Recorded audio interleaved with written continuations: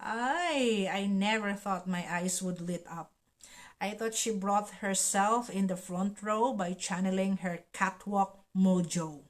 Today I was at the garden having coffee with 5 men, including my husband.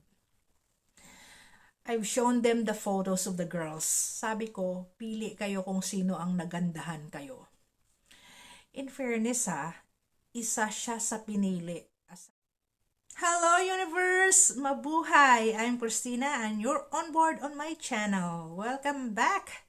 Guten Tag von Deutschland! What are you up to guys? I hope everyone is having a lovely day. At syempre gusto kong pasalamatan kayong lahat for your subscription, likes, and sharing your comments.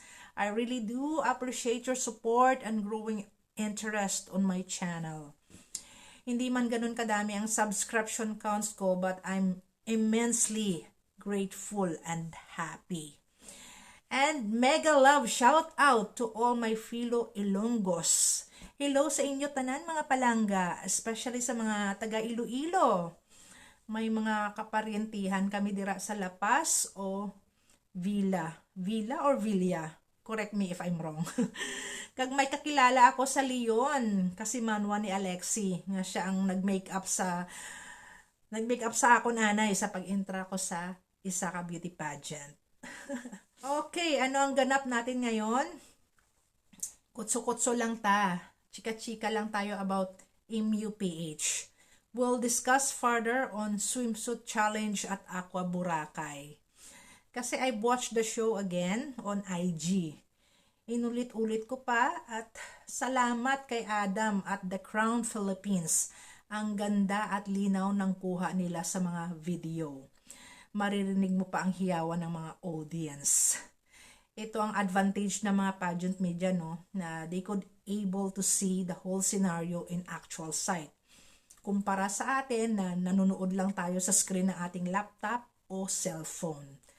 And I'm so sorry na hindi ako nag-provide ng visual sa previous vlog ko.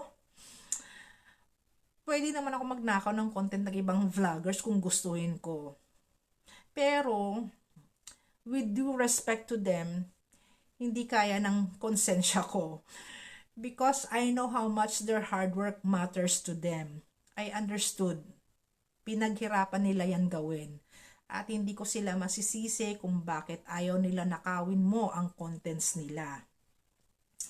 I've used naman Adam Hinato's video clips in some of my vlogs. Luckily, I didn't get any copyright claims from him.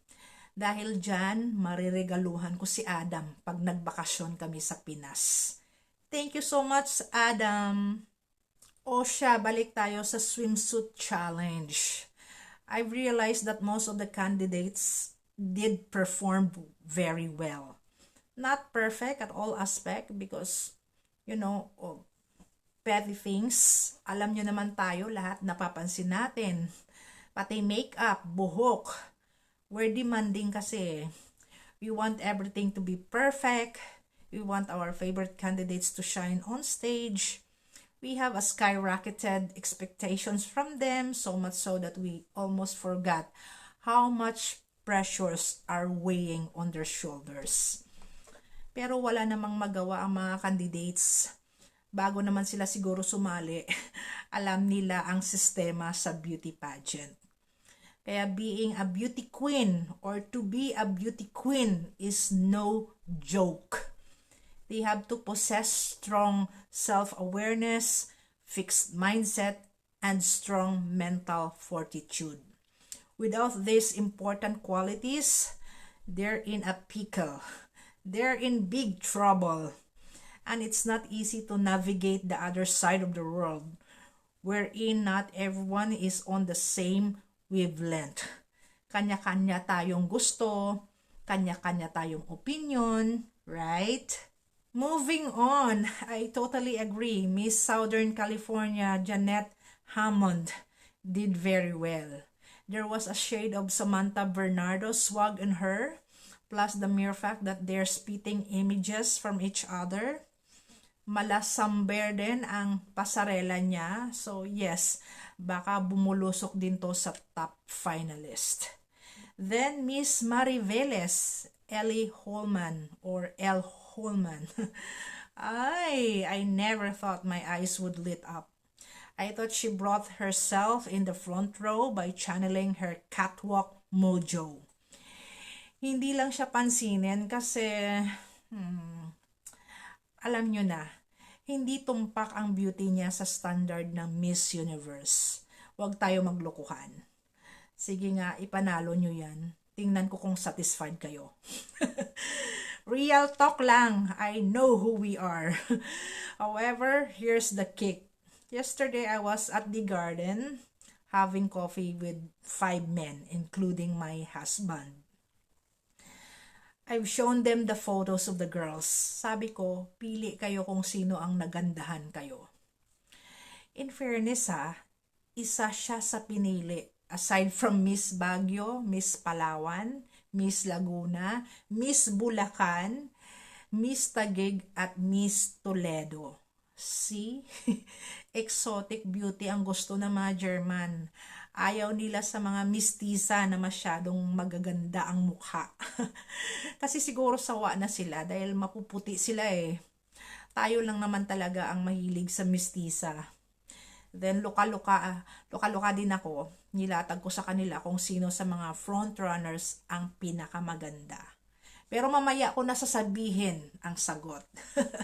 Alright, who else is? Oh, I also missed out Miss Leyte, Angel Rose Tambal, and Miss San Pablo Laguna. Yes, they're one of those girls who pleased the audience.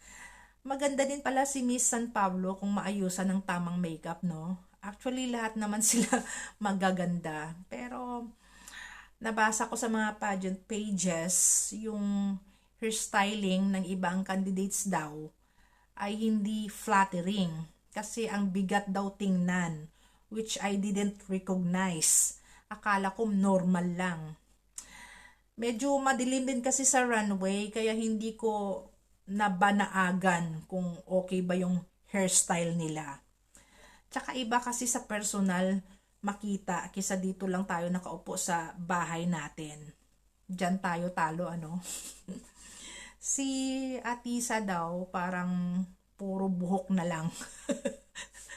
Si Stacy, napansin ko ang buhok sobrang haba pala na lalong nagpaliit sa kanya.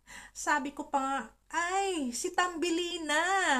Diba ganyan ang buhok ni Tambilina? Ganyan ang buhok ni Tambilina kay Stacy. Komento nga ng friend ko, why did you place Stacy at number 1? It should be Miss Palawan. Ang manok mo day bongga. You should be happy that she has been recognized. You know, I never thought that Raven would gone this far. Siya pala ang number 1 ng majority sa swimsuit challenge. And I'm feeling elated for her. Possible dark horse na daw siya. True. It was a mammoth revelation. Kasi before hindi siya masyadong hinahype. Although she's serving that gorgeous face and statuesque posture. Pero mahina talaga. Hindi talaga gumagawa ng ingay. Pero ako, nakitaan ko na talaga siya ng potential. Sa press presentation pa lang nila, arresting na para sa akin ang beauty at physique niya. Kaya sinasama ko siya lagi sa mga vlogs ko.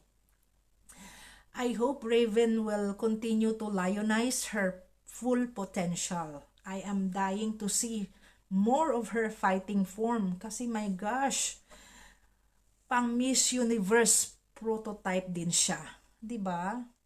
Ano pa ang sasabihin ko? Si Stacy, kaya ko siya nilagay sa top spot ko. Not because she won the favor from the judges, but the girl is so amazing. She's a total performer. Sa liit niya, Carreño brutal ang atake ni Stacy. Pero kung tutuusin, pwede namang manalo doon si Miss Palawan, Miss Baguio o si Miss Iloilo. Pero it's the power of her PR. She is a walking ads. At hindi ko nga napansin, lumagpas na pala siya doon sa runway. Aba, awkward yun, pero kiver ni Stacy. Parang sinasabi ni Stacy, you rule the day, you compete in my presence. Pero next time, particularly at prelims at finals, hindi na yan pwedeng gawin ni Stacy at ng ibang candidates na nagmala MGI ang aurahan. Nobody is doing that at Miss Universe stage. Pinagbigyan ko lang si Miss Mandawi at Miss Cavite kasi pag hindi din sila gumawa ng eksena, hindi rin sila mapapansin. You know, they're also longing for recognition. Ergo, it's the effort that counts. Sa laki ng gastos nila at kung alam mong medyo tagilid ka sa laban dahil ang mga kalaban mo ay mahirap din kabangga, grab the opportunity to leave your footprints in the memory of pageant netizens. Si Miss Bulacan, Chelsea Manalo, munti ka na rin palang mag-back out. Paano naman kasi ang tagal ng pageant? Baka meron na silang mga financial issue. We don't really know the reasons behind. We could only assume. Magastos ang pageant. Kahit siguro ako, kung pasalihin ko ang anak ko sa beauty pageant, I need to have stash of cash. Kasi ang daming dapat bayaran. All right, after the swimsuit challenge, another idea takes root. Will there be another set of top 5? At the dawn of this competition, I have already another set of candidates who might swoop out the highly anticipated frontrunners. Who are they? As of this month, I have Miss Palawan, Raven Doctor, Miss Pampanga, Cyril Payomo na pwede din sila. Isa sa kanila ni Raven na pwedeng maglanding sa Miss Supranational.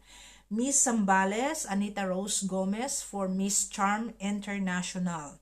Miss Cainta, Stacy Gabriel, and Miss Cebu, Chris Tiffany Hanson.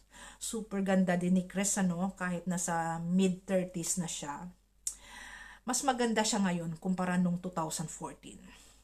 Also in my list, as my in floating mode, Miss Laguna, Alexandra Rosales, and Miss Talisay, Josephine Pasco. Let's see kung magbabago pa tong nasa listahan ko. We have a long way to go. Nasa Sultan Kudarat ngayon ang mga candidates. We'll discuss about that in my next video. Now, let's head back to the survey that I made. Sino ba ang pinili ng mga German na pinakamaganda? It's Christy McGarry and Tara Valencia. Lahat sila gusto nila beauty ng dalawa dahil sa skin tone. Yan naman talaga ang hilig nila, morena beauty. Sabi nga nila, hubs daw si Tara, which means pretty. Okay guys, that's all for today. Thank you for joining me and I will see you soon for more MUPH updates. Keep safe and choosy. Babush!